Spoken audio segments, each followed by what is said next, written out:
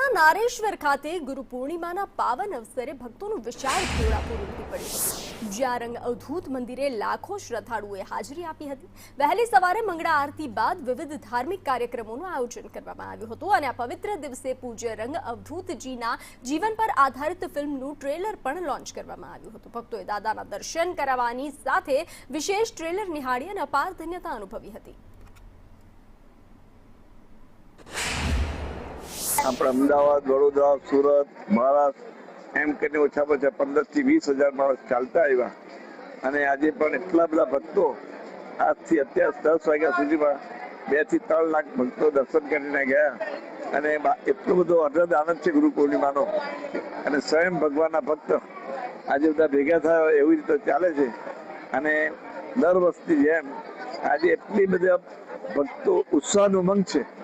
સાથે સાથે કે બાકીના શતાબ્દીનું વર્ષ હમણાં પૂરું થયું। આજે ગુરુ પૂર્ણિમાનો મહાન પર્વ છે, એને વ્યાસ પૂર્ણિમા પણ કહેવાય છે। વ્યાસ દેવ જેમણે જે મહાભારતના અનેક 18 પુરાણો લખ્યા છે એમને ધ્યાનમાં રાખીને આજે ગુરુ પૂર્ણિમાનો ઉત્સવ ઉજવવામાં આવે છે। દરેક ભક્તો પોતે આખા વર્ષ દરમિયાન જે કંઈ સત્કર્મ કર્યું હોય તેનું સર્વૈયું પોતાના ગુરુને અર્પણ કરવા માટે લોકો ભક્તો આવે છે અને અહીંયા ધન્યતા અનુભવીને પાછા જાય છે।